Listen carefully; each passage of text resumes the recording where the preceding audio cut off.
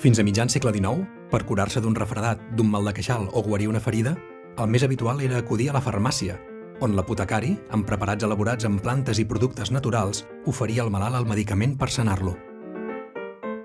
Al Museu de Cardedeu s'hi conserva l'antiga farmàcia Balvei, amb mobiliari de 1780 i prop de 200 pots de ceràmica d'estil imperi de 1827. Juntament amb la farmàcia Esteve, de Llívia, és una de les farmàcies rurals més antigues d'Europa.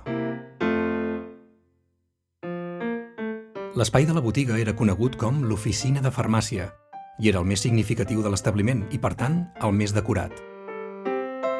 A la farmàcia Balvei hi trobem els característics pots de farmàcia per guardar-hi arrels, fulles o llavors. També hi trobem uns pots de vidre més petits, on s'hi guardaven els productes ja processats i alguns a punt per ser dispensats. Aquests pots de vidre es guardaven al cordialer, un moble de fusta treballat i decorat que podia semblar un petit retaule, on habitualment s'hi trobaven els medicaments indicats per a problemes del cor. D'aquí el seu nom. A la part baixa del cordialer hi havia un prestatge reservat pels verins, que es guardaven en potets petits de vidre i en dosis molt acurades es feien servir per calmar el dolor, la paràlisi, la fatiga i un llarg etc. Tot depenia de la dosi. Aquest espai era on el farmacèutic hi venia els preparats i els medicaments i on també aconsellava els pacients en termes d'higiene i hàbits alimentaris per millorar la salut i alhora prevenir malalties.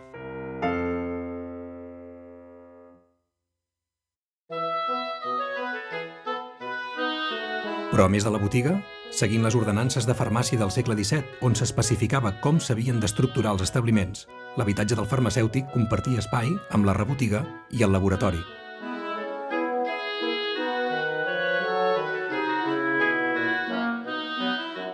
La rebotiga era la zona de darrere la farmàcia on es preparaven els compostos o el farmacèutic visitava els malalts.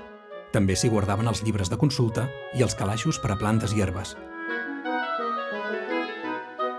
Però aquest també era un espai viu i dinàmic, una petita àgora on s'hi feia tertúlia de tot, de temes culturals, científics, polítics o socials, un espai on el farmacèutic hi passava moltes hores.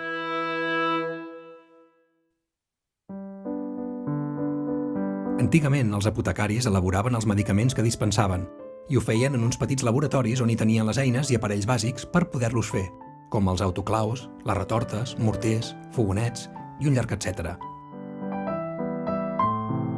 Molts d'aquests xarops, píndoles, tintures o ungüents que preparaven ho feien seguint les premisses que marcaven els metges, amb substàncies d'origen vegetal, mineral o animal, però a més, ells hi afegien els seus protocols, elaborant així medicaments únics.